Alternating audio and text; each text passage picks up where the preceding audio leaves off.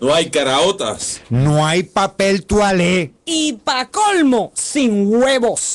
Radionext.com, la voz de la libertad. Radionext.com.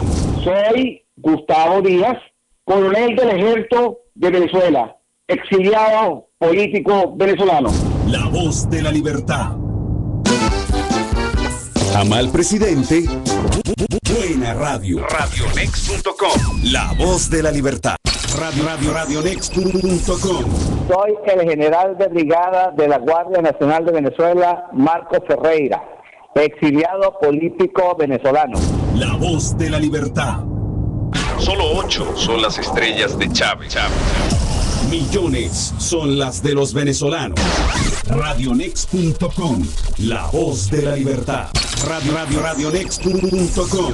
Soy Yuri López, ex jueza penal y exiliada política venezolana. La voz de la libertad. Usted está en sintonía de Radionext.com. La voz de la libertad. Transmitiendo desde el sur de la Florida A todos los confines del mundo. diciendo la verdad y nada más que la verdad.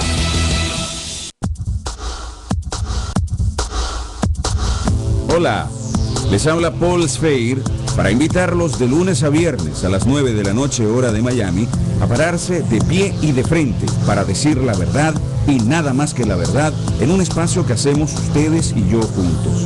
De pie y de frente es un programa donde se habla como tiene que ser y usted lo sabe. De lunes a viernes a las 9 de la noche hora de Miami los espero aquí en Radionext.com, la voz de la libertad.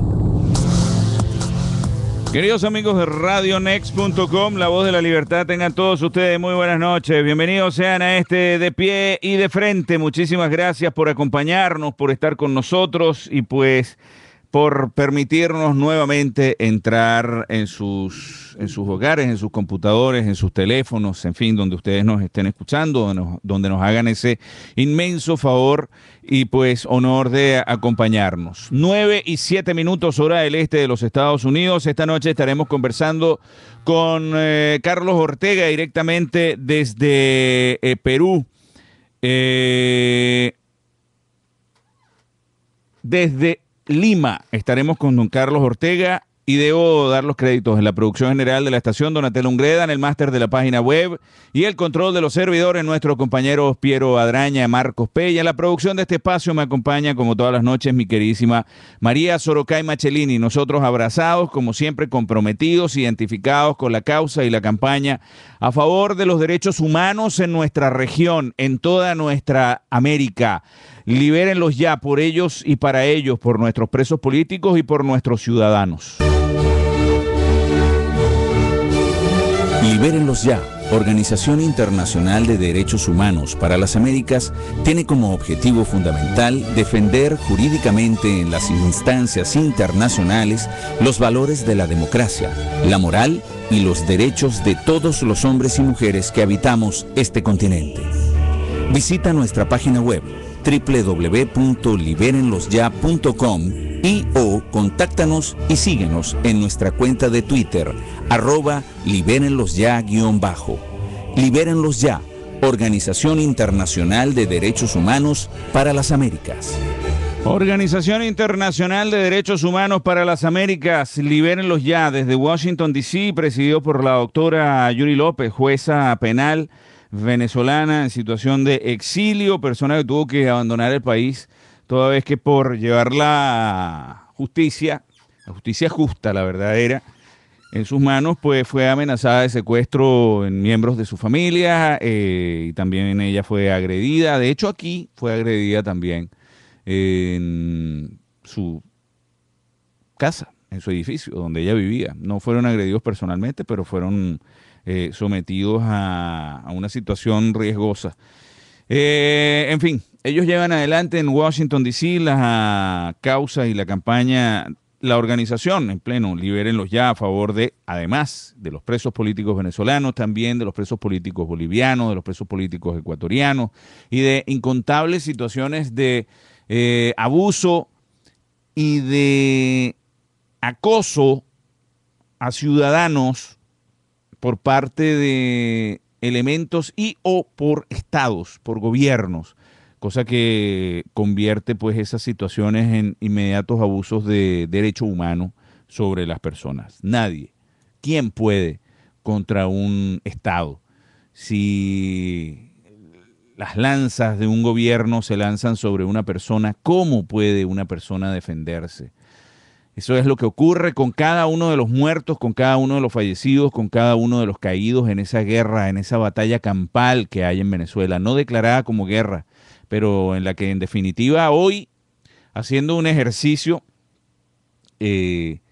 pude comprobar fehacientemente el nivel de odio que Chávez le tuvo a nuestra patria, a nuestra Venezuela, el nivel de resentimiento tan tremendo que Chávez le tuvo a nuestra patria, a nuestra Venezuela, a la tan malograda y aporreada por ellos Venezuela. Cuando no pudo dejar, no se le ocurrió otro peor que Maduro para dejar como encargado.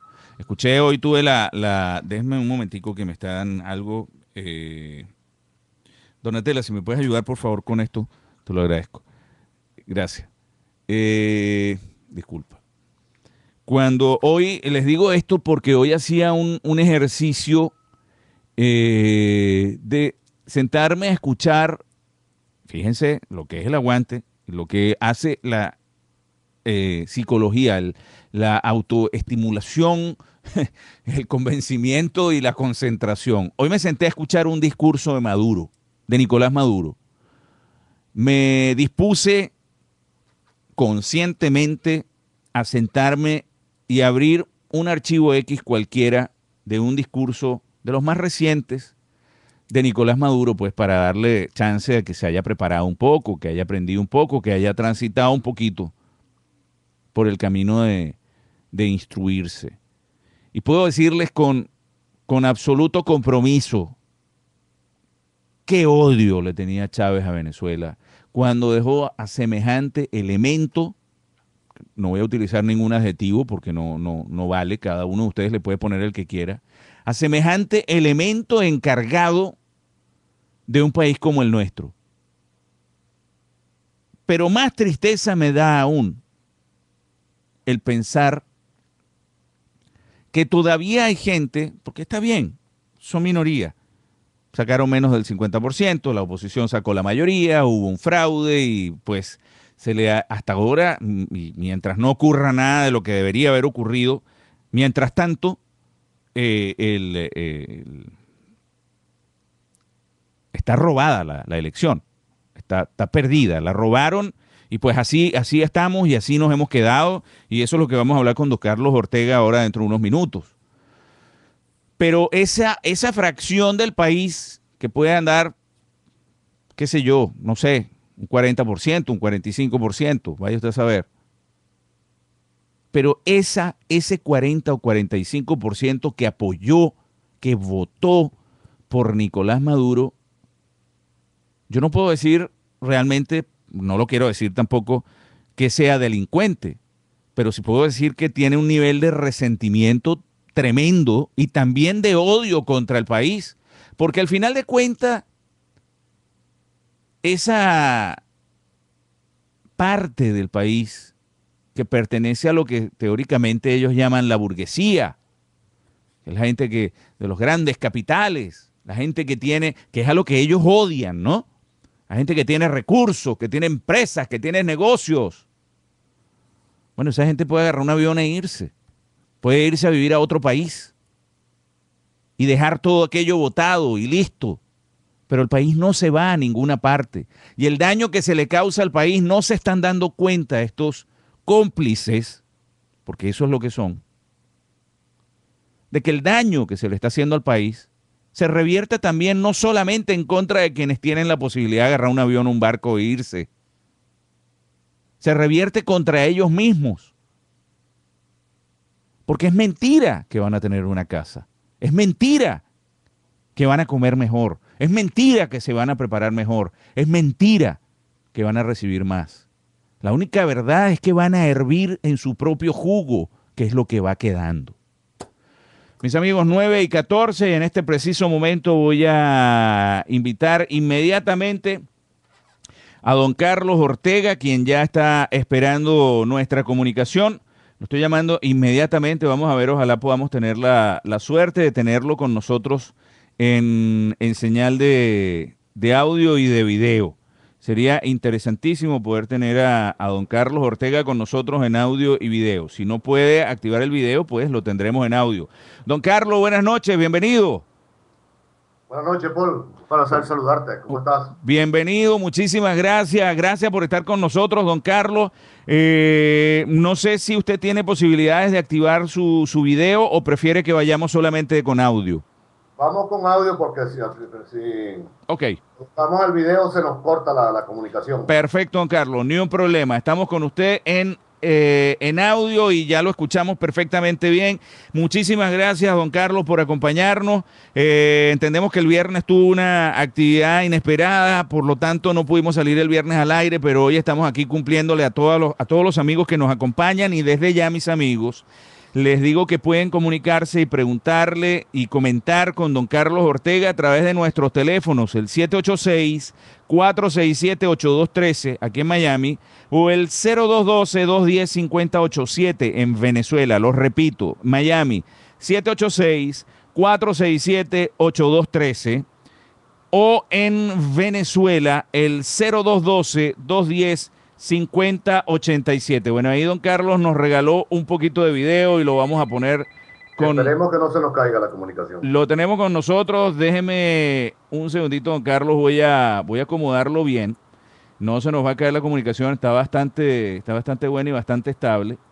Y pues ya tenemos la primera llamada al aire, pero quisiera antes, mientras yo voy acomodando aquí la señal, don Carlos, quisiera que nos comentara ¿qué fue lo del día sábado? ¿Qué fue lo que ocurrió en Caracas? ¿Cómo vio usted esa movilización del día sábado? Para luego irnos adentrando en los detalles. Hubo una elección el 14 de abril que fue robada, que pues en definitiva se esperan unos resultados de unas impugnaciones, con un pueblo que está ansioso, una cantidad de gente, la mayoría, que desea ya cambiar este gobierno. Y este es una especie de demostración de fuerza, pero no la logramos a lo mejor comprender bien. ¿De qué se trató eso?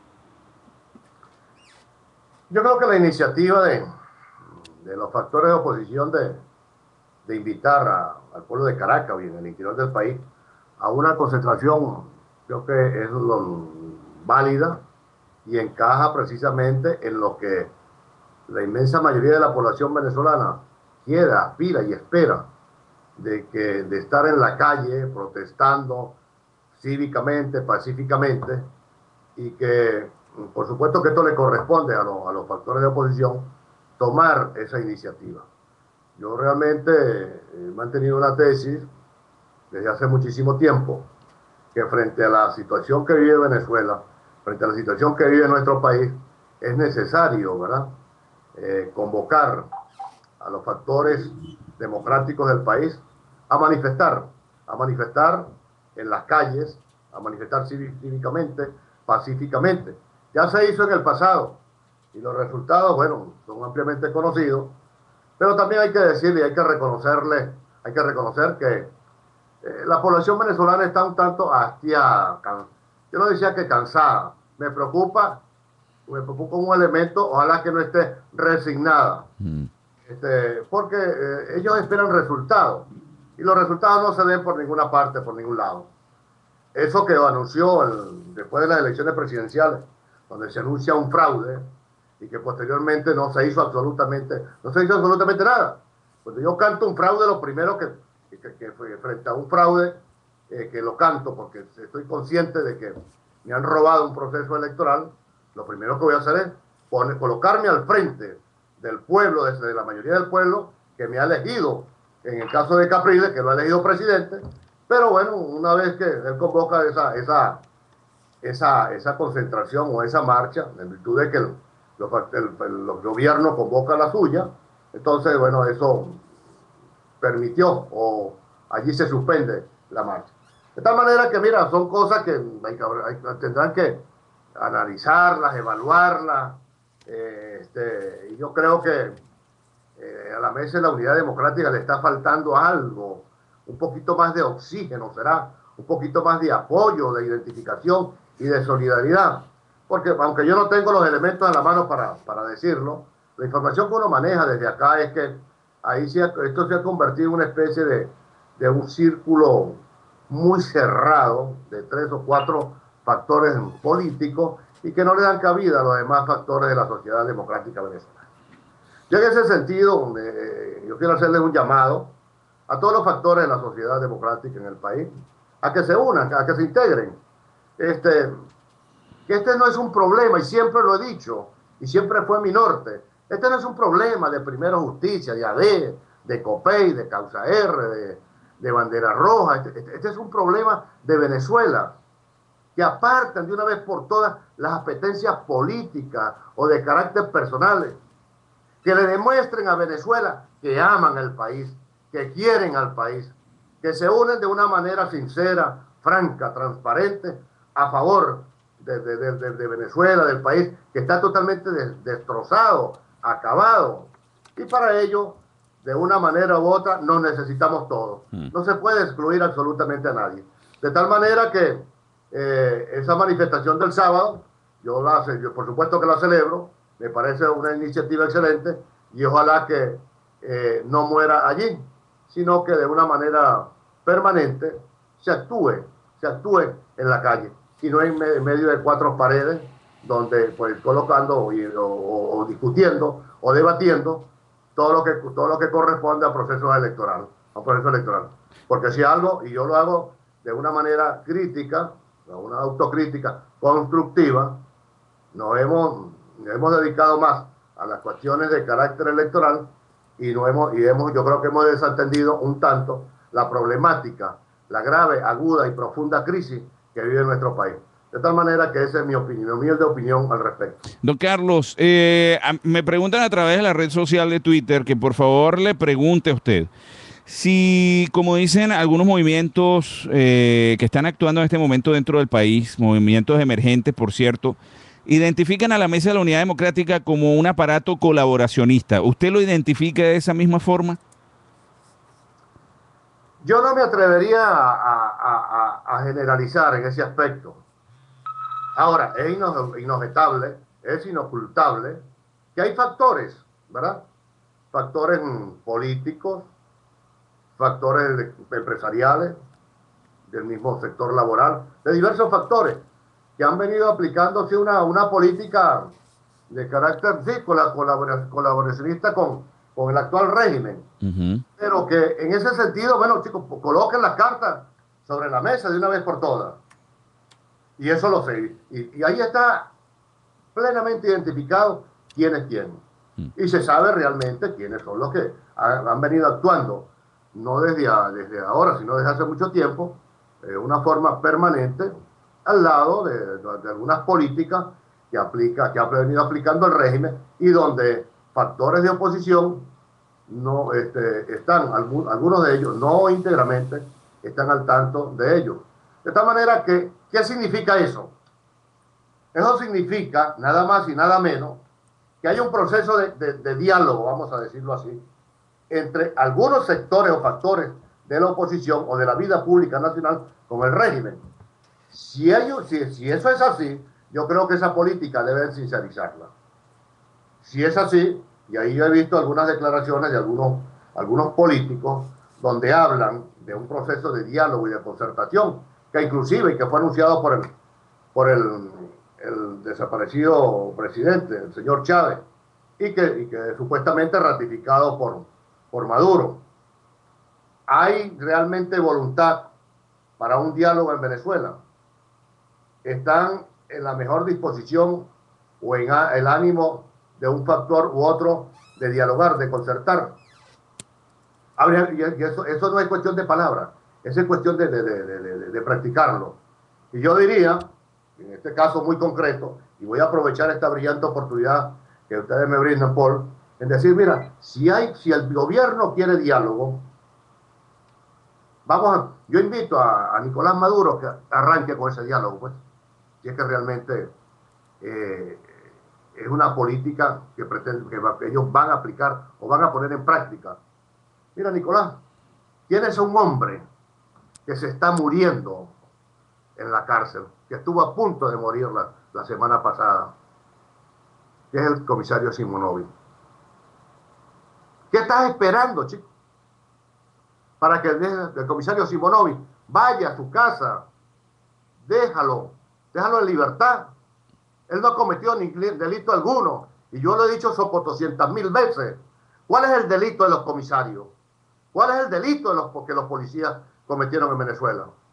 Sí tienen un gran delito, y en ese sentido los venezolanos tenemos un gran compromiso con esos policías, con esos comisarios, por haber cometido el único delito de los comisarios y de los policías fue salvar vidas tanto del factor o del sector oficialista como del sector de oposición. Esa fue la labor y el trabajo, y tenemos que admitirla y reconocerla. Yo no sé hasta cuándo va a privar en medio de algunos factores o sectores del oficialismo esa mezquindad, esa maldad, ¿verdad? Ese odio entre nosotros los venezolanos. De tal manera que yo estoy realmente muy preocupado, enormemente preocupado, no solamente por el comisario Simonovic, sino por otros compañeros, no solamente detenidos, perseguidos políticos o políticos presos, como dicen algunos, porque el único político preso que hubo en el pasado y que admite y reconoce el régimen es la del señor Chávez. El señor Chávez fue un político preso o un militar preso por dar un golpe. Nosotros, y en el caso concreto de los que nos encontramos en el exilio o refugiados, somos perseguidos políticos, definitivamente. Y los compañeros allá en Venezuela, los que están detenidos, son presos políticos, aunque no les guste. Y a esos presos políticos, y a esos refugiados, y a esos compañeros en el exilio, y a los familiares de los presos y los que están en el exilio y refugio, hago el llamado nuevamente de atención a la Mesa de la Unidad Democrática. Y yo les pregunto a la Mesa de la Unidad Democrática, a todos y cada uno de ellos, ¿cuántas veces han ido a visitar a los presos políticos?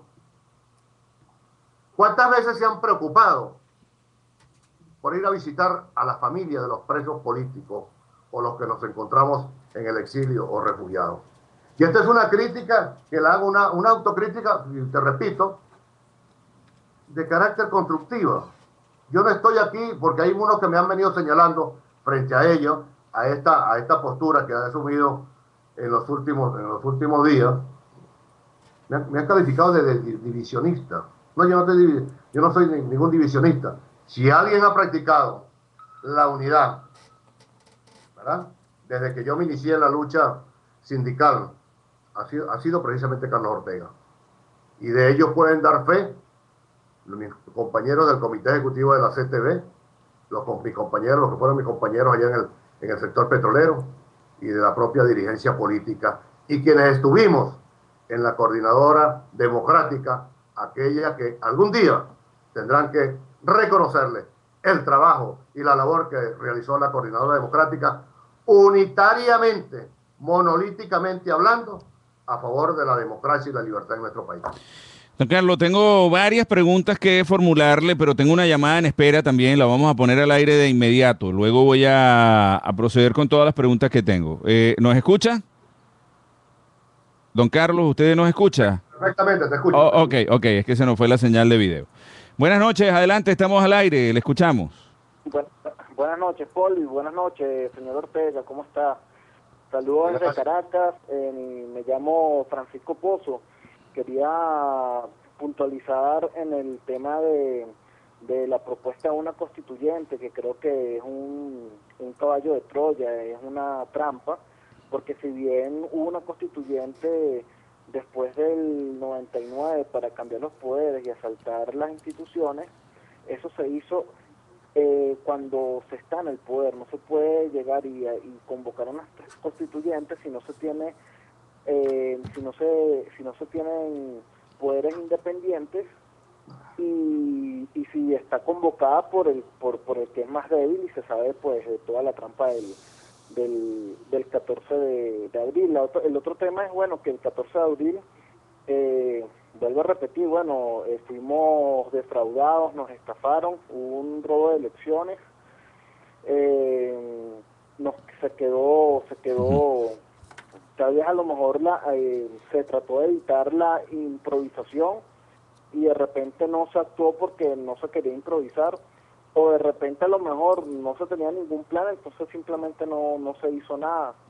Creo que es muy grave. El otro grave es que dentro de la oposición hay gente, me sumo yo en ese grupo, que somos críticos, y a veces me muerdo la lengua tratando de no criticar o de no decir algo incómodo. Entonces, a veces como que se le acusa a un sector de la oposición de dividir la unidad.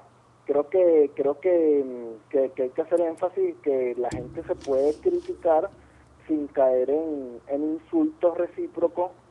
Y bueno, creo que otro punto muy grave también es que de alguna manera el chavismo es joven, entre comillas. Cuando Adey Copey de alguna manera no se adaptaron, no evolucionaron a las nuevas realidades y realmente fueron corresponsables de la situación que trajo a Chávez.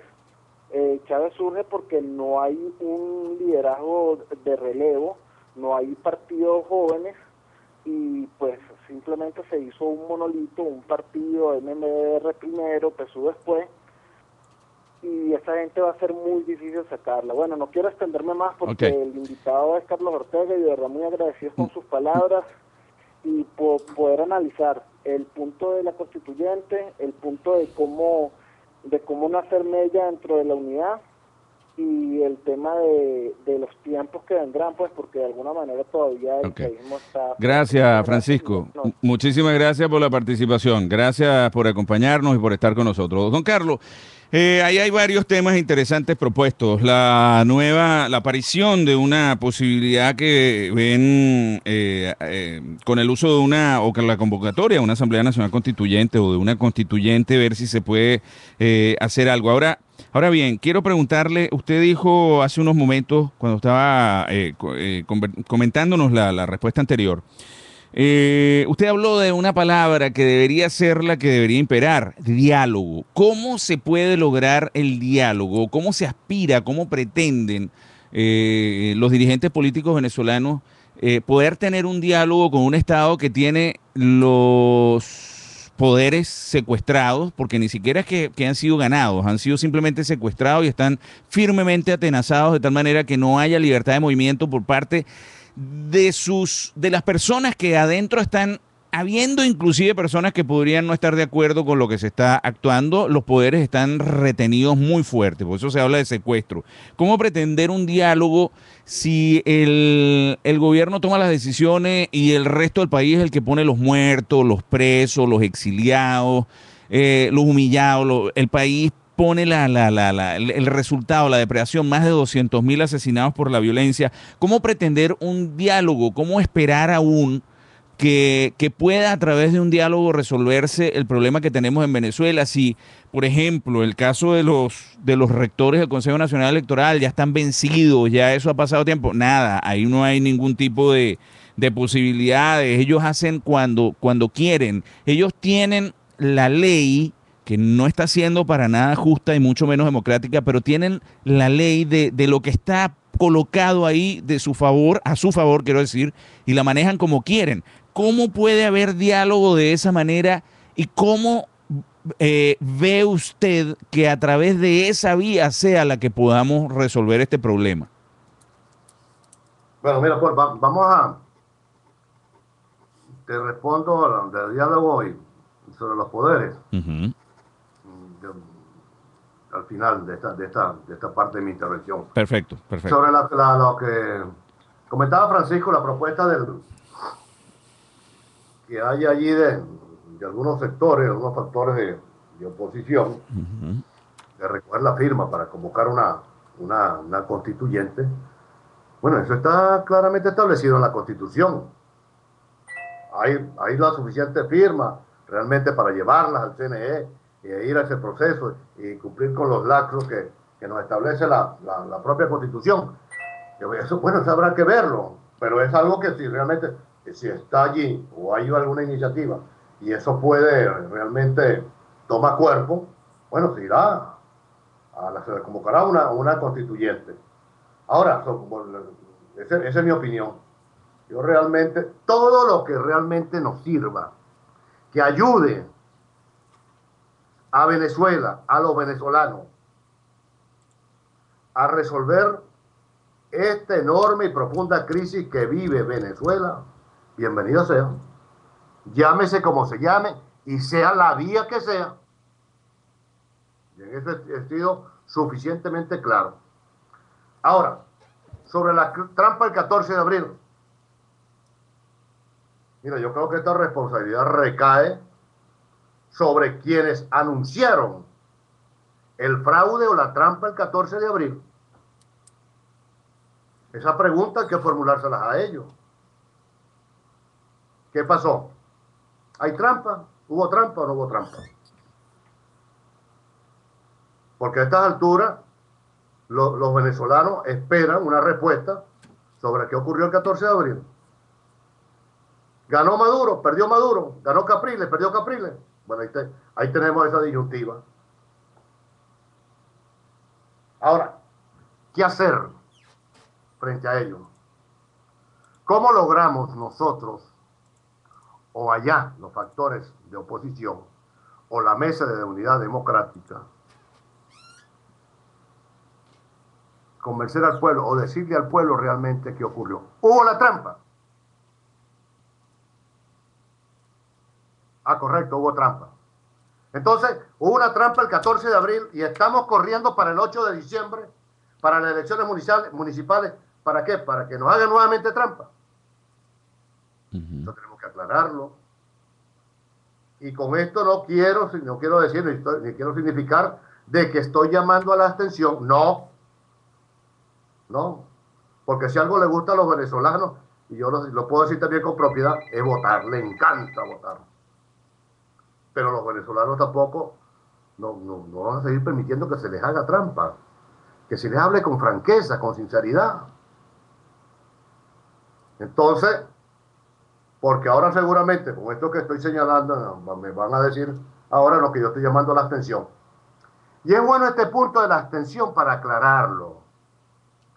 En aquellas famosas elecciones parlamentarias donde no se participó, la oposición no participó en el proceso electoral. Y participó el gobierno únicamente, yo solito. Ya sabemos lo que ocurrió y qué fue lo que pasó.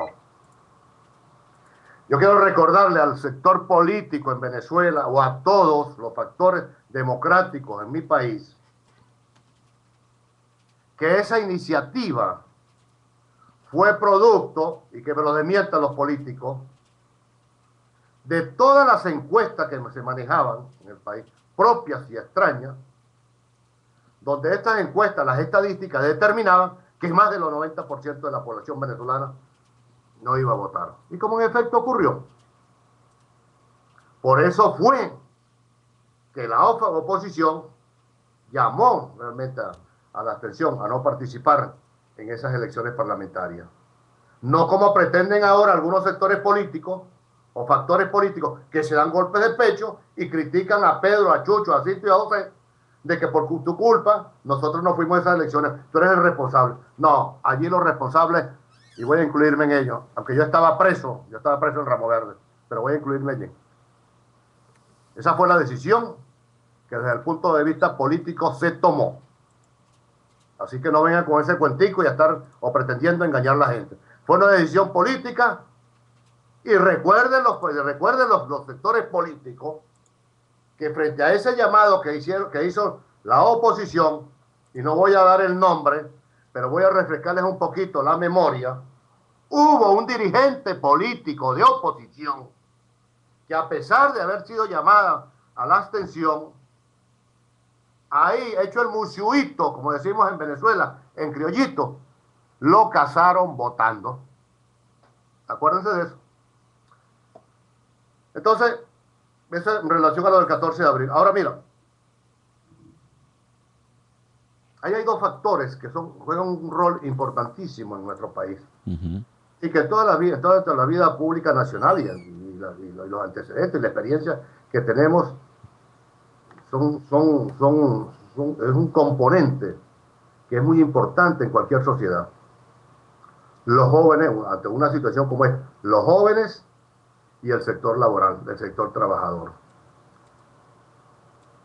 Que hay sectores juveniles de los jóvenes que están realmente, como dijo el Francisco, están incómodos y no se sienten mal, se sienten como solos, se sienten como desprotegidos, como que ellos empujan la canoa, pero realmente no logran ese apoyo, esa fuerza contundente de los factores políticos en Venezuela. Yo creo que ahí también nos hemos descuidado un tanto. Y repito, lo que yo estoy diciendo en estos momentos, lo hago con la mayor claridad, la mayor transparencia, mira, con la mayor sinceridad, con el corazón en la mano, pero es que nos hemos descuidado. Hemos sido un tanto negligentes frente a la problemática que vive Venezuela en los actuales momentos. De tal manera que a ellos hay que tomarlos en cuenta. No aprovechar, yo quiero hacer un llamado aquí a los jóvenes, y se los hice aquí en el Perú, a más de uno de ellos que ahorita son diputados o aspirantes, o algunos concejales, y otros aspirantes al alcalde, etcétera, etcétera. Y fue un consejo que yo les di aquí en Perú, aquí en Lima. Les dije, mira, cuando se inició este proceso, esta lucha, esta acción de los jóvenes en el país, dije, mira, tengan muchísimo cuidado de no caer en las redes de algunos sectores o factores políticos que los van a utilizar a ustedes como jóvenes y les van a ofrecer villas y castillos y destruyen a este movimiento de jóvenes que sí están luchando de una manera sincera por el país. Bueno, esa experiencia la vivimos, ahí la tenemos, ejemplos sobran. Y no solamente ellos. ¿Tú crees que, por ejemplo, por el caso de las universidades, que vive, la crisis que viven las universidades, el acoso que están viviendo las universidades, la falta de presupuesto, la descalificación a sus autoridades, eso no es posible. Nosotros no podemos permitir eso, que quieren acabar con la autonomía universitaria. Eso no lo podemos aceptar, no lo podemos permitir. En fin, son tantísimas cosas que nosotros, si nos entendemos, si queremos algo, te repito, queremos ayudar a nuestro país, queremos sacar a Venezuela del foso donde está metida, nos vamos a necesitar todos y cada uno de nosotros. Esto entonces coincide con el proceso de diálogo. Es cierto, todos los procesos están secuestrados, o no hay una proporcionalidad, vamos a decirlo así, desde el punto de vista político, ¿me entiendes? No hay una proporcionalidad allí desde el punto de vista político para que se distribuya, ¿verdad? Bien en la Asamblea Nacional, bien en el Consejo Nacional Electoral, o en la propia Fiscalía y en la Contraloría, dentro de los poderes públicos. Representación de los factores de oposición o de factores independientes o factores de la sociedad venezolana. Y no de un solo sector, de un solo componente, como es en este caso.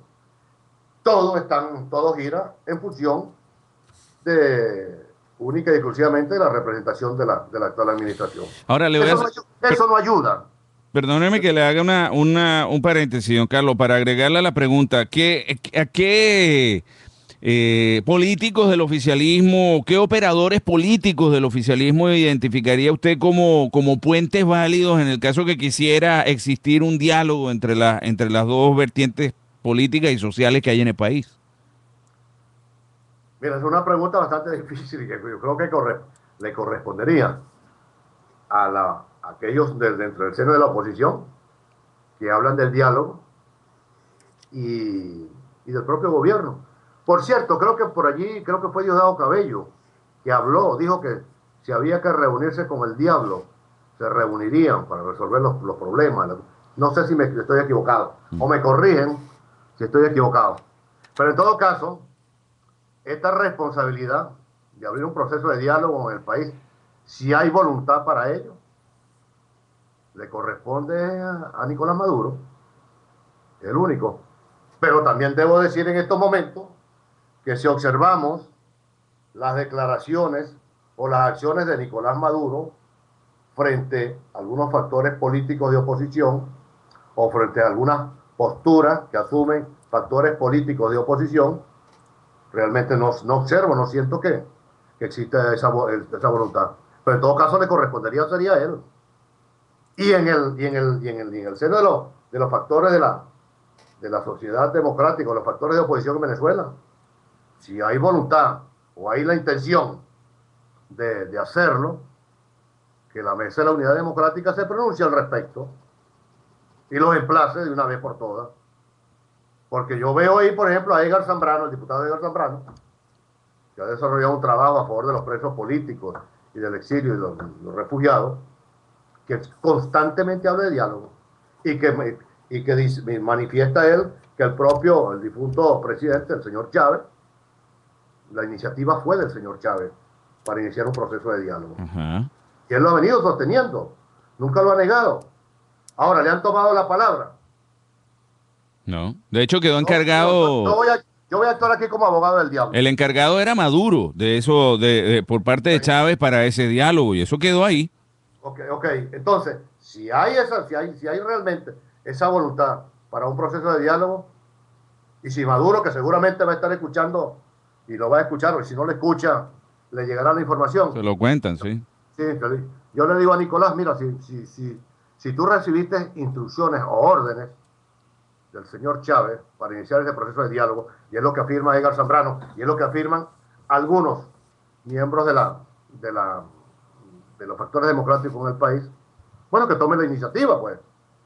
Y que tomen la iniciativa, porque yo creo que lo dije en algunas declaraciones antes de que entrara en crisis, y aquí tenemos un ejemplo de que cuál es el diálogo que queremos.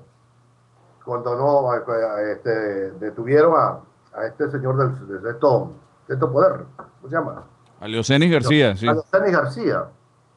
Sí, bueno, pero ¿cómo es esto? Diálogo es que vas a perseguir los medios. Persiguiendo los medios, cerrando los medios, no llegas a ninguna parte. Ese cierre de medios, detención de periodistas, persecución a periodistas, esa práctica nada más la utilizan los regímenes dictatoriales. Eso es así, está suficientemente demostrado que es así. Entonces, ¿hay voluntad? Si hay voluntad, hay diálogo, sí, va a diálogo. Vamos a arrancar perfectamente con el diálogo, pues. Mira, Nicolás, ¿qué estás esperando si tú quieres el diálogo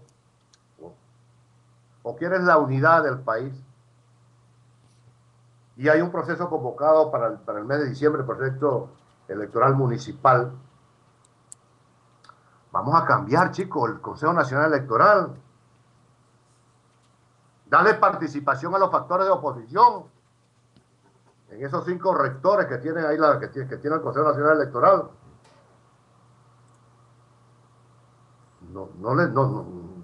Antes, en la Cuarta República, la que tanto critican, pero que vivieron en la Cuarta República, se desarrollaron y se formaron en la República.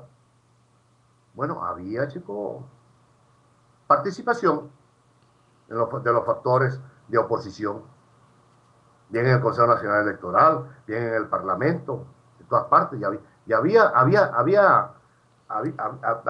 ese proceso de diálogo, de conversación, de concertación.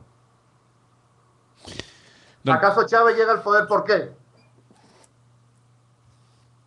Porque hubo diálogo también. Hubo un proceso de concertación y de acercamiento con él de los factores democráticos del país. Porque solo no hubiese llegado a la primera magistratura. Ahora, Hay que tomar, perdón que te ataje, muy en cuenta ello. Bueno, vamos a hacerlo, pues.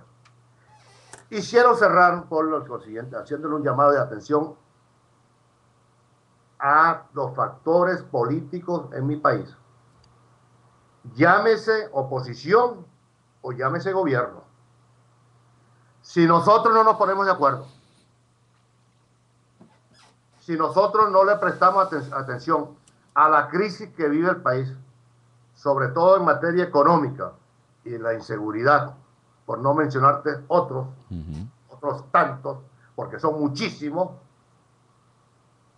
olvídense de conspiración, que siempre se está señalando a la oposición venezolana de estar comprometido con un supuesto plan conspirativo. Mira, yo conozco a la dirigencia de oposición en mi país. Y una vez le dije, yo recuerdo en Washington, creo que fue, a Nicolás Maduro, que andaba, yo tenía unos actos que cumplir en los Estados Unidos, y él andaba detrás de mí, pues. Donde pasaba Carlos Ortega, allí iba Nicolás y Calixto Ortega. Y yo le decía a Nicolás, porque Nicolás, una de las cosas que me planteó, y bueno recordárselo, era que no había podido dormir la noche anterior porque lo llamaban, que había un golpe, que estaba montado un golpe en Maracay, la guarnición en Aragua y Carabobo, etcétera, etcétera. Y entonces él me señaló, y lo dijo ahora hace poco, que yo estaba comprometido con ese golpe, con esa conspiración. Le dije, mira, tú sabes cómo es la cosa, Nicolás. Ahí la oposición no está metida, no está comprometida con ningún golpe, ninguna conspiración. Esa dirigencia de oposición es incapaz. Escuchen bien lo que les voy a decir, y que seguramente les va a causar risa. Es incapaz de tirar un paquete triquitraqui en el silencio. Porque la oposición venezolana transita, esa dirigencia política, transita por un solo canal, por una sola vía, que se llama proceso de elecciones a cualquier nivel, presidenciales, parlamentarias, municipales, etcétera, etcétera. Eso es así. No hay conspiración. Que el gobierno que se quite eso que tiene metido entre ceja y ceja que están conspirando. ¿Qué están conspirando, chico? Mira, Nicolás, la conspiración la tienes tú adentro, chico. La conspiración que existe en Venezuela, no hay duda que la tienen ustedes desde el punto de vista interno. Porque cuando les desaparece su líder, quedan ustedes desnudos, porque no hay realmente dirigentes. Aspirantes a dirigentes existen. A asumir el liderazgo allí. Allí es donde está la verdadera conspiración. Esa es la que ustedes tienen que ponerle coto y descifrar realmente quiénes están con la tal conspiración. Porque la guerra que existe internamente entre ustedes es una guerra intestina. Pero no me le endoses esto a la gente de oposición, porque no lo están. Es como decirle el otro elemento que tienen también, que ahí viene el lobo, van los gringos, los yanquis, van a invadir a Venezuela. Y eso, don Carlos... Los yanquis no van a invadir a nadie, ni los gringos van a invadir a nadie. Sí, no, de hecho no hay recursos con qué. Pero decirle lo siguiente, y con toda la admiración que le pueda tener la gente del régimen al gobierno castrocomunista de Cuba, Venezuela sí está invadida, indudablemente. La invasión la estamos viviendo. Y esa invasión está representada precisamente desde todo punto de vista y a todos los niveles por la administración de los Castro de Venezuela. Esa es la tal invasión. No hay tal invasión. Aviones. Dígame eso, la oposición. Que tienen unos aviones estacionados no sé dónde en la frontera para invadir. Pues, ¿de dónde sacan eso? ¿Y a quién van a engañar con esto? ¿Vale? Mira, hay que ser un poquito serio también en las cosas. No se puede seguir utilizando el pueblo o burlándose del pueblo como si que en Venezuela estuviese constituido, una población constituida por gente idiota, estúpida, tarada. No puede ser. Yo creo que los venezolanos merecemos respeto. Y no es la forma como se le está tratando, tanto de un lado como del otro. Ahora, le voy a pedir, don Carlos, póngase la mano en el corazón para responderme la siguiente pregunta. Usted nos ha descrito cómo transita la oposición venezolana. De hecho, ha descartado con esa forma de transitar la actualidad por parte de la oposición venezolana, de la dirigencia de la oposición venezolana, ha descartado toda esa serie de acusaciones que a todas luces son falsas, por supuesto, de parte del régimen, que necesita tener siempre tensión y necesita tener siempre el terror de su parte, ¿no? Ahora, yo le pregunto a usted, y con la mano en el corazón, ese hecho de que siempre intente irse por la vía electoral en un país que está secuestrado, ¿es bueno o es malo? ¿Se va a lograr algo o no se va a lograr algo? ¿Cuándo ocurrirá eso? Mira, yo quiero ser lo más sincero y franco en esto. Y eso lo sabe tanto los factores de oposición como la gente del propio gobierno. En Venezuela, y lo publiqué en el libro Habla el que se fue, con el profesor Agustín Blanco Muñoz. Yo no veo salida electoral para los efectos de la oposición. ¿Cómo? Okay. No dice que ganamos el 14 de abril. Ganamos y perdimos. En las elecciones parlamentarias no se sacó su 52% y el régimen, el gobierno saca 48% y la mayoría de los diputados lo tiene la oposición.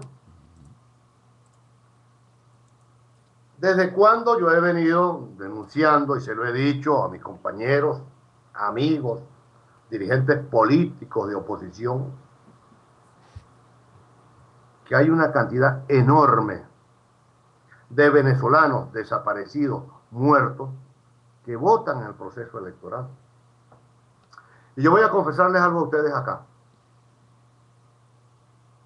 Eso lo corroboró o lo reafirmó el gobernador de Sucre, Ramón Martínez, con nosotros, el exilio acá en Perú. En una conversación, el compañero Ramón Martínez, ex gobernador del estado Sucre, nos ratificó, nos confirmó, nada más entre Sucre y Anzoátegui y algo así, votaban entre 12.000 a 14.000 muertos. El compañero Ramón Martínez nos confirmó, nos ratificó que había gente que votaba 4, 5 y hasta 6 veces. Entonces, si eso es así, le pregunto yo a ustedes, a los radioescuchas, ¿cuándo vamos a ganar unas elecciones? ¿Cuándo los factores de oposición o la oposición venezolana ganará un proceso electoral? Nunca. No ganará nunca. ¿Cómo? Yo quisiera que hubiese la alternabilidad, vamos a decir, en el poder. Pero ya vamos a 15 años ya con este yugo, con este látigo arriba. Y no hay forma. Y te cité esas dos. 14 de abril. Y te voy a citar otra, que recuerde. El 11 de agosto, cuando el referéndum revocatorio. El 11 de agosto, creo. 11, 15 de agosto, algo así. Cuando el referéndum revocatorio. Mira, aquí hay que actuar con mucha franqueza, con mucha sinceridad, chicos. Mire, señores, primero está Venezuela, está el país. Señores de oposición, señores del gobierno, ustedes quieren a Venezuela, aman a Venezuela. Trabajemos por Venezuela. Saquemos al país de ese atolladero donde está metido. ¿Acaso que les parece poco la crisis que vive Venezuela? ¿Cómo creen? Mira, si aquí no hay cambio de timón en materia económica, que no sé cómo, no sé cómo será Mandrake el mago, porque yo no le veo una salida fácil a esto desde el punto de vista económico. Mira, el pueblo de Venezuela va a pasar hambre, va a pasar trabajo. Nada más en ese aspecto, en ese punto se los coloco, se los pongo. Dígame si hablamos de PDVSA, la industria petrolera venezolana. No, hermano. Es un desastre lo que se vive en Venezuela. Es una situación difícil, dura. Y si no nos unimos, me preocupa altamente de que puede venir una especie, yo lo califico de tsunami, que va a arrastrar y se va a llevar a todo el mundo por delante, a propios y extraños. Y aparecerá una figura, un gorila, bueno, que será el que va a acabar con todo, pues vamos a desaparecer toditos. Plantará una dictadura feroz en nuestro país. Ese es el riesgo que estamos corriendo en estos momentos. Y yo creo que nadie está ganado, ni nadie está dispuesto, ni nadie está jugando, ni apostando que eso pueda ocurrir en nuestro país. La gente, la sociedad civil, don Carlos, simplemente tiene miedo o ya se está empezando a acostumbrar a esta situación. Yo no diría que miedo, a pesar de que se ha aplicado una especie de terrorismo de Estado. Pero el venezolano no es flojo, el venezolano es valiente. ¿Ok? Uh-huh. Yo creo que las cosas que han venido ocurriendo y que han pasado en Venezuela es producto de la falta de liderazgo, por lo menos en el sector de oposición. No hay liderazgo. No se observa un liderazgo. Y si alguien asoma por allí, no la cabeza, la punta de la nariz, para cubrir el espacio o ese vacío de liderazgo que tenemos en los factores de oposición, bueno, se le cortan la cabeza. Cuestión que yo no comulgo con eso. Aquel hombre o mujer que se destaque, que tenga garra, guáramo, para adelantar una política que logre superar esta crisis, hay que abrirle las puertas. Vamos a abrirle las puertas. ¿Por qué eso? ¿Por qué esa mezquindad? ¿Por qué esa exclusión? Yo creo que sí. Ahora, lo peor que le puede pasar al país es caer en un proceso de resignación.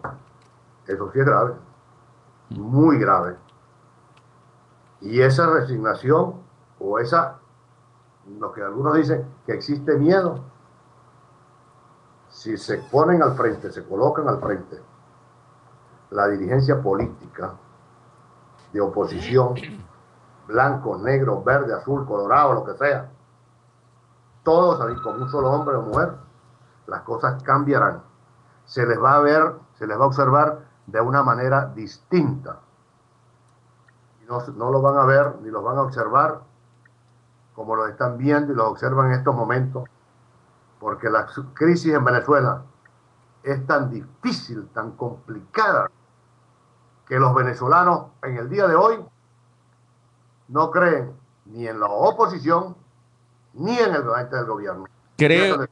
Fíjate dónde estamos parados. ¿Cree usted que haya, y perdóneme que yo voy a inducir a lo mejor un poco su respuesta, don Carlos, porque voy a emitir yo un juicio de valor, pero ¿cree usted? Yo no creo que haya realmente líderes en la oposición. Creo que puede haber dirigentes políticos, y muy buenos, por cierto, pero liderazgos realmente líderes no creo que haya. Gente que arrastra verdaderamente grandes emociones y pasiones, no lo creo. ¿Cree usted que con ese bagaje, con ese inventario de líderes políticos que tenemos en Venezuela, puede ocurrir eso de que la gente salga a la calle a reclamar su derecho ciudadano con ellos puestos enfrente? ¿Cree usted que los haya o ya se fueron todos los que son capaces de hacer eso?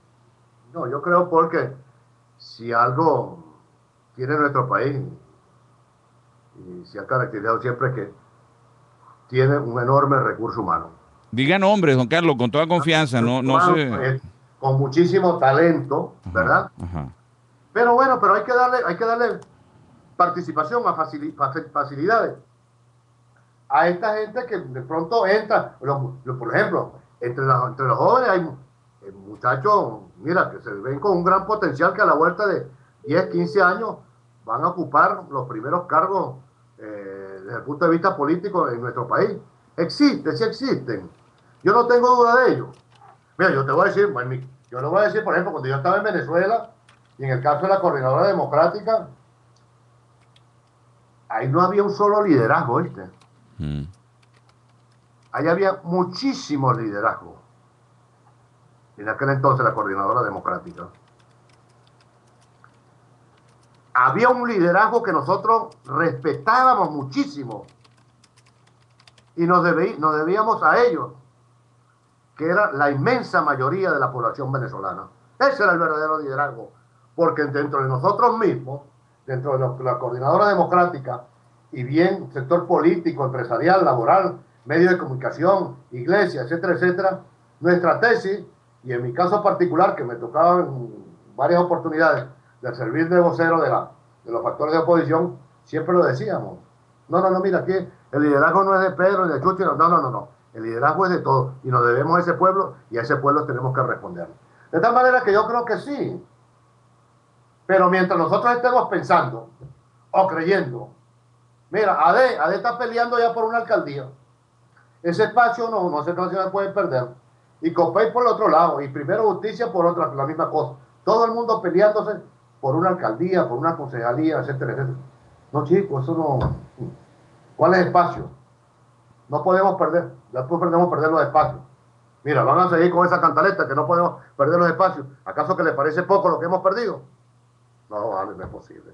De tal manera que yo en ese sentido, mira, yo sí creo, a pesar de que se ha ido mucho recurso humano, mucho talento del país, pero hay unos cuantos, yo creo que la inmensa mayoría, que estarían dispuestos a regresar al país y a poner su granito de arena y a trabajar por levantar a Venezuela y colocarla y ranquearla como estuvo en el pasado reciente. ¿Usted volvería al país a competir o a actuar o a participar en este momento, don Carlos? Mira, es una pregunta bastante... Sí. No es fácil. Yo lo sé. No es fácil para mí. Yo, por supuesto, yo siempre he estado, y todos nosotros, y cada uno de nosotros, yo he escuchado las declaraciones de la mayoría de los exiliados y la gente que está en el refugio, la mayoría quiere regresar al país, por supuesto. Pero yo no voy a regresar al país, ni ninguno de nosotros vamos a regresar al país a pedir perdón, a arrodillarnos o con la cabeza baja. No. Si nosotros regresamos al país, es a trabajar por el país, a hacer política, no política de carácter partidista ni personalista, a hacer política a favor de la mayoría de los venezolanos, independientemente de la militancia política que pueda tener cada uno de nosotros o al componente o al factor que pertenezca a cada uno. Ese es el criterio que priva en la mayoría del exilio y refugiados que nos encontramos en el exterior. Por supuesto que sí, y estamos dispuestos a hacerlo. Si lo hicimos ayer, y encantado de la vida lo vuelvo a hacer. Y quiero decir lo siguiente, como lo decía, allá se lo decía, y me refería al señor Chávez, que si nosotros teníamos, y en mi caso particular, tenía que reunirme con el demonio, con el diablo, para tratar y resolver los problemas de Venezuela, yo lo haría encantado de la vida. Y así estamos ahorita. Yo creo que esa tesis se mantiene en estos momentos en la inmensa mayoría de los compañeros, hombres y mujeres, que nos encontramos en el exilio. Estamos en la mejor disposición de ayudar, no de dividir, de sumar, de multiplicar, no de restar. Tengo una llamada, don Carlos. Siempre ha sido nuestra postura, siempre ha sido nuestra conducta. Tengo una llamada telefónica, la vamos a poner inmediatamente al aire. Buenas noches, adelante, estamos al aire. Buenas noches, Paul. Buenas noches, don Carlos Ortega. Mi saludo y mi respeto ante todo. Le habla Mario Alberto López Sánchez. Sus suscribo, don Carlos, todo el análisis que ha hecho usted y esta última parte de su intervención. Claro que lo necesitamos, no solamente a usted, sino a todos los venezolanos que están afuera en el país para la reconstrucción de nuestra patria. Don Carlos, quisiera hacerle una pregunta muy puntual. ¿Usted no cree, don Carlos Ortega, que la salida de nuestra patria tiene que estar en el concurso de todos los venezolanos, civiles y militares, nacionalistas y que quieran verdaderamente el país, como usted lo dijo anteriormente, para poder salir de esta situación? Porque desgraciadamente la vía electoral, como la que quiere Capriles, duraremos 35 años. Yo me moriré con 53 años que tengo, nos moriremos todos y estos señores continuarán en el poder como los Castro. Pero de verdad, con una estrategia y una organización tanto interna como externa, para evitar lo inevitable si continúa esta situación, ya que usted lo manifestó en minutos anteriores, que puede ocurrir la explosión social que nadie lo quiere y se puede llevar por el medio a todo el mundo. Don Carlos, un abrazo a usted y a su familia. Don Carlos Ortega, usted hizo su trabajo.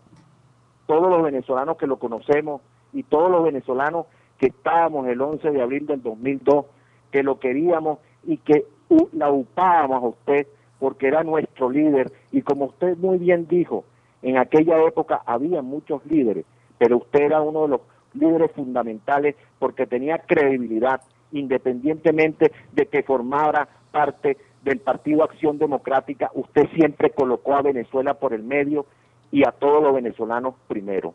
Un abrazo, don Ortega, y espero su respuesta. Y un abrazo a ti, Paul, por esta excelente entrevista que le estás dando a un venezolano que sabe de la historia contemporánea venezolana. Seguimos en contacto. Gracias, don Mario. Muy buenas noches. Muchísimas gracias por llamar y por participar. Don Carlos, adelante. Bueno, muchas gracias a mi compatriota López Sánchez. Mira, López Sánchez creo que está coincidiendo, yo creo que como coincide la mayoría de los venezolanos. Me asoma algo que se nos había escapado, la del, ¿cómo se llama? La de un factor, un componente, que es el componente militar, que ya vamos a hablar un poquito de él. Mira, por supuesto que se requiere y amerita el consenso y la participación de todos los venezolanos. No se puede excluir absolutamente a nadie.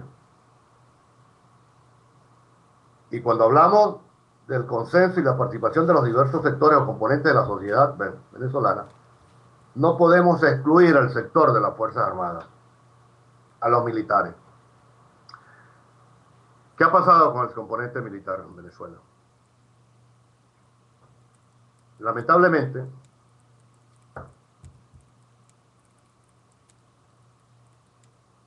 las diferencias entre factores políticos y el sector militar fueron diferencias muy notables. Se veían como gallina que mira sal.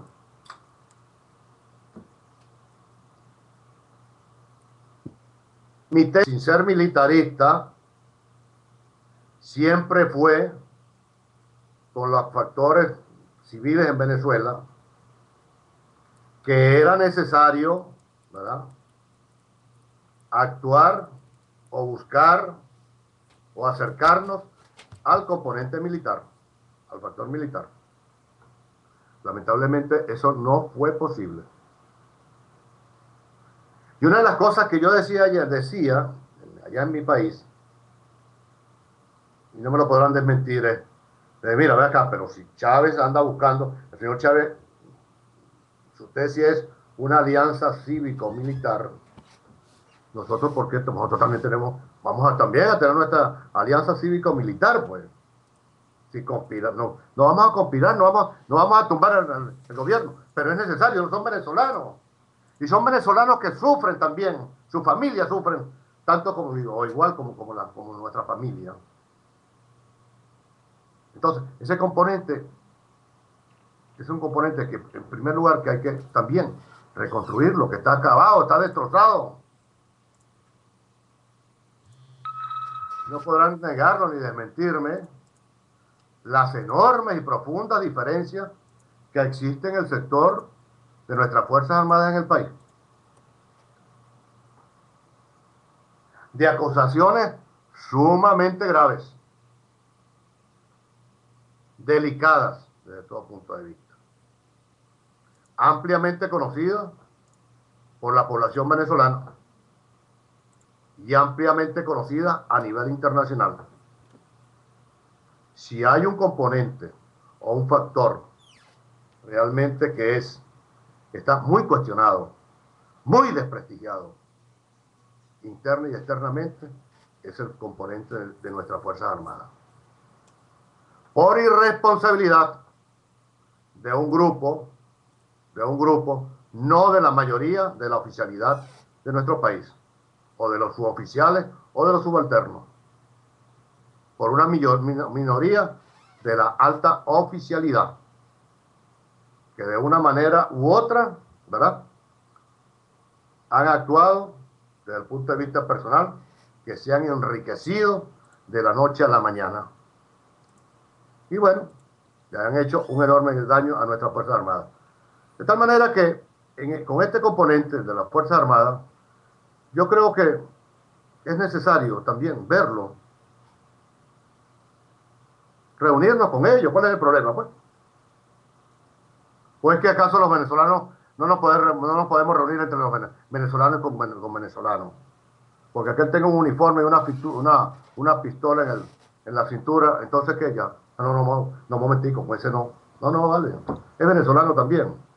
Y yo creo y considero que hay en el seno de nuestra oficialidad, en las Fuerzas Armadas de nuestro país, a los distintos niveles, militares subalternos, superiores, o generales y almirantes, gente dispuesta a ir a un proceso de concertación y de diálogo con la sociedad civil en Venezuela. Y que no se entienda esto como que ya estamos trabajando o montados en una conspiración de golpe de Estado. No, sigo insistiendo que aquí no nos necesitamos todos. Y si alguien realmente puede, y nosotros en ese sentido hemos analizado y hemos evaluado realmente toda esta serie de cosas, y a la conclusión que llegamos es eso, definitivamente, de unirnos, integrarnos y no excluir absolutamente a nadie. Eso es todo. Don Carlos, estamos suficientemente claros en ello. Hábleme un poquito de las elecciones del 8 de diciembre, que son el futuro inmediato, y luego la posibilidad inclusive de la activación de referéndum revocatorios.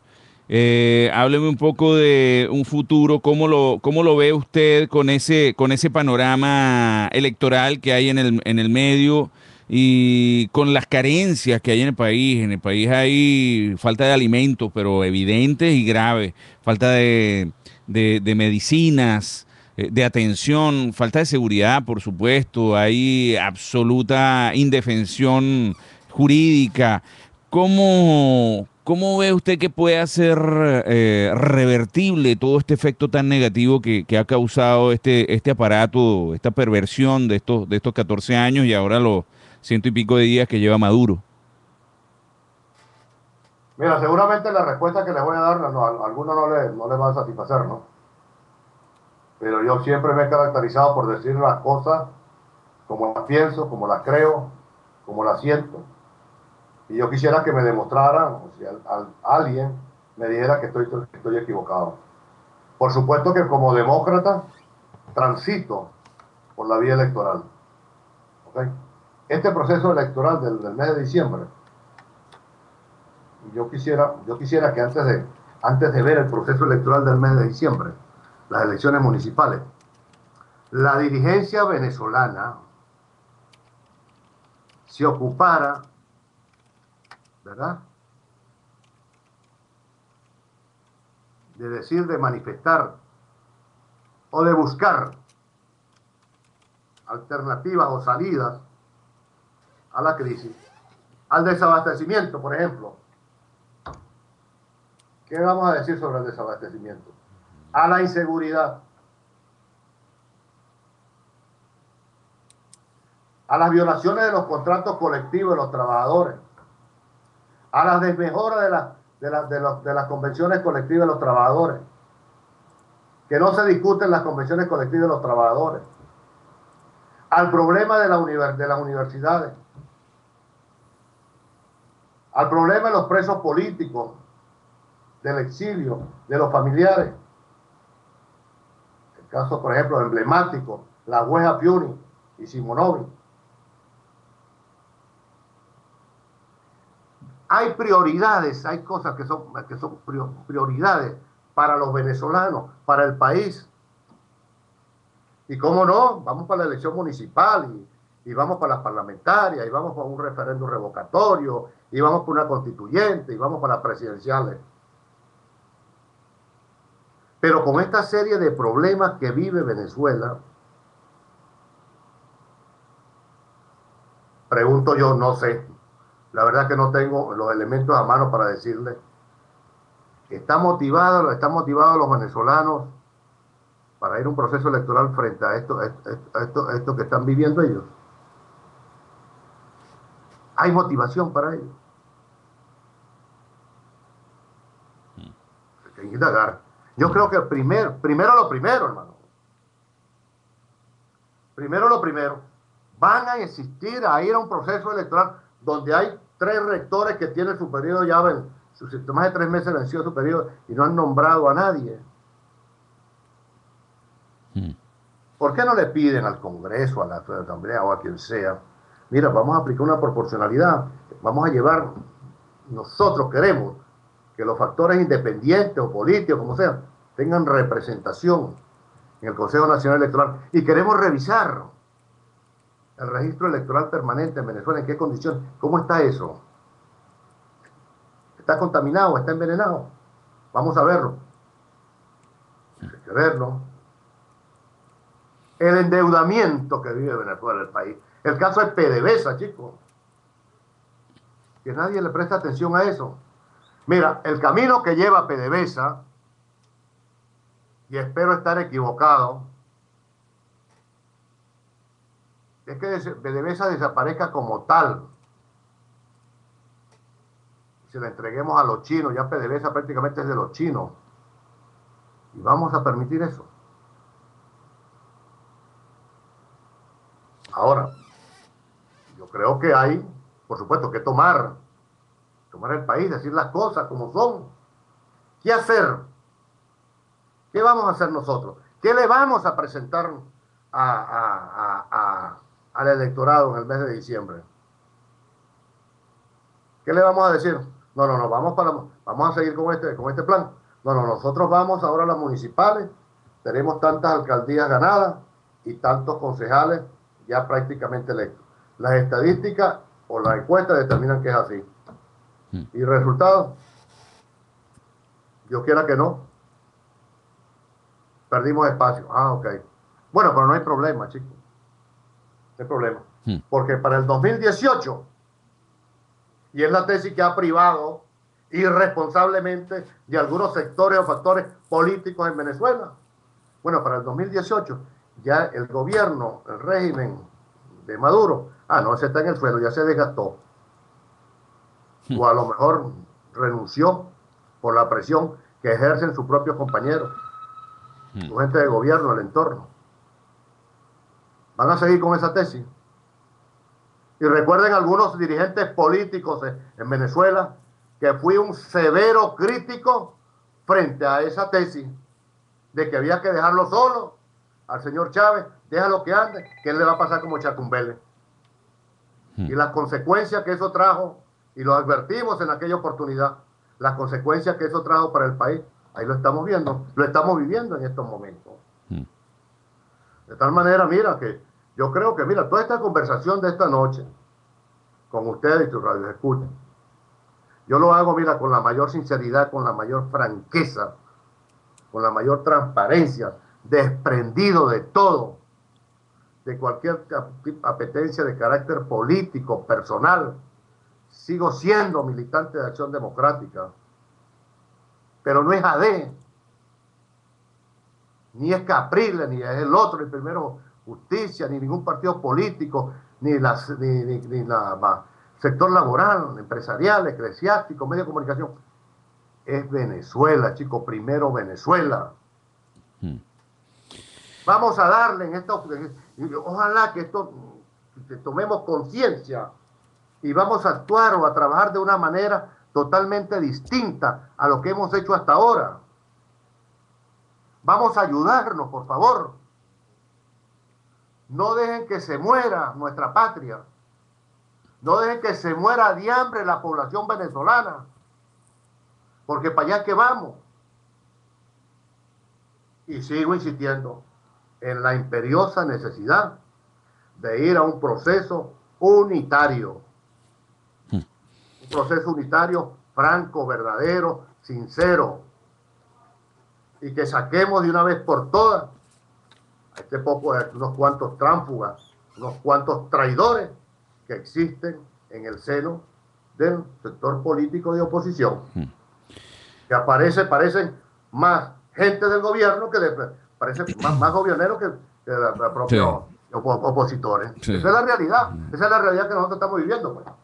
Don Carlos, tengo varias preguntas en las redes sociales. La primera de ellas, Natasha pregunta, ¿qué opina don Carlos Ortega acerca del origen del presidente del país? O sea, la pregunta es, ¿cree usted que sea colombiano? ¿Cree usted que es venezolano? ¿Tiene alguna información sobre eso? Mira, yo realmente, la información que yo tengo, no manejo ninguna información al respecto. Yo conocí a Nicolás fue amigo nuestro. Era trabajador del metro, era dirigente sindical del metro, pero yo nunca escuché que era colombiano, que era cucuteño. Yeah. Ahora, yo creo que eso le corresponde al mismo. Y es bueno decirle, mira, Nicolás Maduro, frente a esta serie de acusaciones o señalamientos que existen se pone en duda tu nacionalidad como venezolano, bueno, ¿qué pasa? ¿Van a seguir con esto? Saca tu partida de nacimiento, chico. Si naciste en Caracas, en la parroquia del Recreo, bueno, mira, aquí está mi partida de nacimiento, chico. Aquí está. Que naciste en Falcón, en Píritu, en el estado de Falcón, que allá es su papá, fue su papá desaparecido. Bueno, nació allá en Píritu. Si naciste en Cúcuta, si naciste en Cúcuta o naciste en otra región fuera de las fronteras de Venezuela, bueno, chicos, actúa con franqueza. Mira, señores, yo soy de Cúcuta, yo soy de donde sea, yo no soy venezolano, y renuncio al cargo. Pero yo creo que si eso es así, no puede convertirse en el seno del PSUV o la gente del gobierno, si es de nacionalidad colombiana o de otra nacionalidad, actuar de una forma, de una manera, para engañar a quién, a la población venezolana. Eso es un fraude. De tal manera que, mira, yo creo que a la oposición, si realmente considera que no es venezolano, que le presente las pruebas. Aquí están las pruebas. Este señor es de X parte. Ya Maduro, decirle, bueno, tiene que desvirtuar todo esto. O van a seguir con este jueguito, que si es, que no es, que no es. Sea una mamadera de gallo. Otra pregunta que nos llega por las redes sociales, ¿qué opinión le merece esta especie de santificación que han hecho de Chávez? No podíamos esperar otra cosa, ¿no? Porque hay la santificación, tenemos dos, la del señor Chávez en Venezuela y otro en vida, que todavía vive, el de Fidel Castro en Cuba. Ahora, frente a ese liderazgo que mantuvo Chávez, porque hay que admitirlo, hay que reconocerlo, frente a un vacío de liderazgo en el seno de la oposición, el camino le quedó abierto al señor Chávez para consolidar ese liderazgo en Venezuela, y que también, producto de los enormes recursos provenientes de la renta petrolera, lo logró también a nivel internacional. Y frente a ese vacío que existe de liderazgo en el seno del partido de gobierno y del gobierno como tal, bueno, la única bandera que le queda a ellos para exhibir es precisamente la santificación del señor Chávez. Esa es mi opinión al respecto. Pregunta final, don Carlos. ¿Se sale de esta o no se sale? ¿Seguiremos y tendremos que bailar al son del comunismo o sí se va a salir de esta? Mira, yo tengo una enorme y profunda confianza en el pueblo de Venezuela. Siempre la he tenido. No creo que los venezolanos nos puedan defraudar, y no nos van a defraudar, y sobre todo en la mujer venezolana, en los jóvenes que lo han dado todo en estos momentos.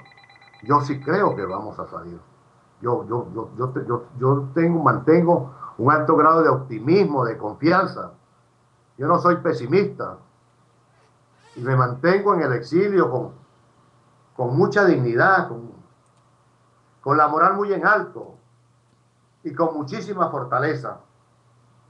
Yo espero realmente, con el favor de Dios y del pueblo de Venezuela, reencontrarme, volver a mi país, a luchar y a trabajar ante estas serias dificultades, esta profunda crisis a que está sumergido nuestro país, a trabajar y luchar por levantar a Venezuela, por reconstruir la patria, con el concurso y la participación de todos y cada uno de los venezolanos, sin exclusión de ningún tipo, de ninguna naturaleza. Hasta el demonio, si quiere formar parte de ese proceso unitario, lo incorporaría inmediatamente.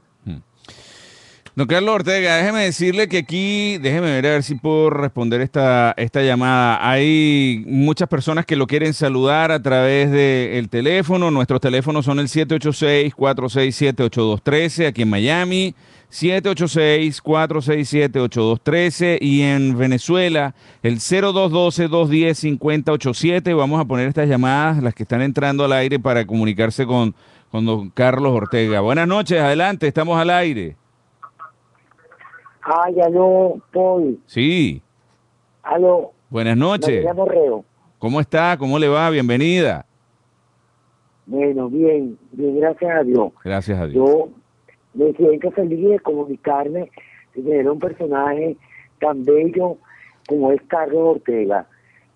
Siempre marché cuando él marchó.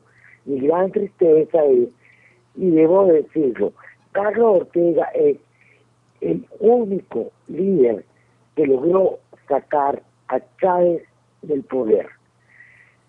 Carlos Ortega logró que Chávez bajara a 30% en las encuestas.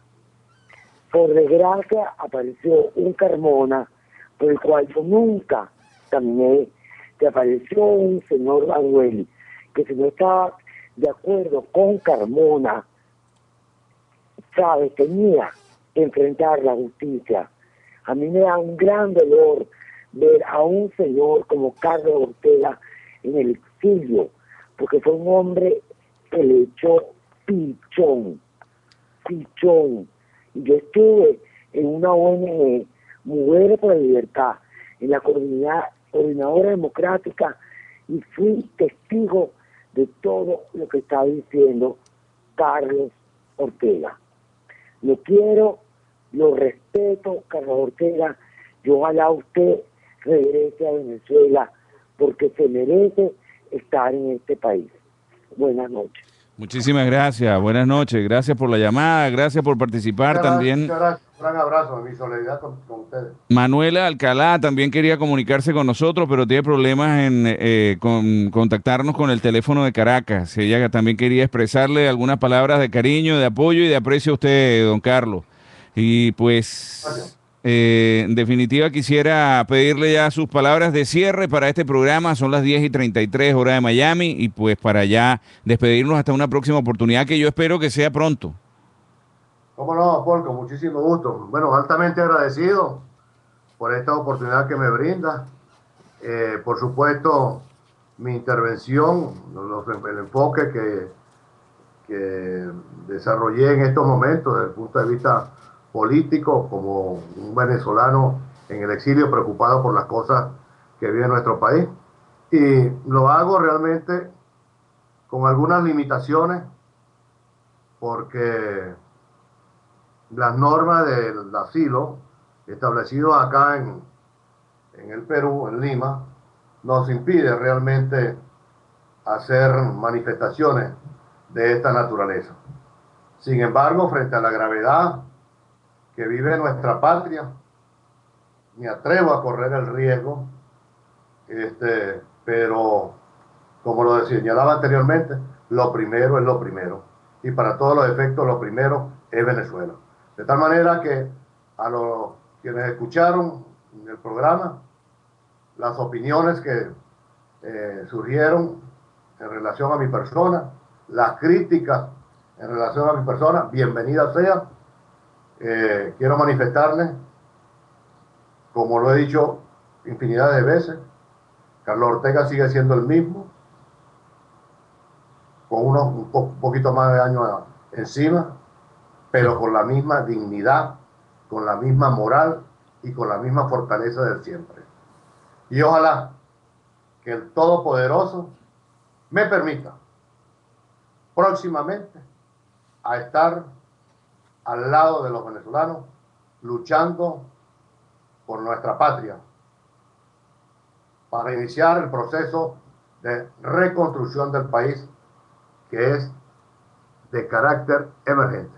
De tal manera, Paul, altamente agradecido por esta oportunidad y, por supuesto, con muchísimo gusto, próximamente estaremos nuevamente en comunicación, pase lo que nos pase y corriendo el riesgo que representa para ellos declaraciones de este tipo. Dios mediante, aquí le leo un último tuit que ya para no quitarle más tiempo, don Carlos, pero yo creo que engloba básicamente lo que la mayoría de la sociedad civil siente en Venezuela. Me escriben así, se lo voy a leer textual, dice: mi pana, te digo que para mí don Carlos Ortega sí fue el verdadero líder que ahora nos hace falta en estos momentos en mi país. Don Carlos Ortega, muchísimas gracias, de verdad, por habernos regalado este pedacito de su tiempo.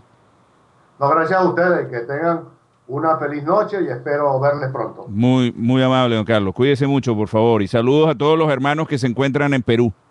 Con todo gusto le llevaré su mensaje. Gracias, don Carlos, muy amable.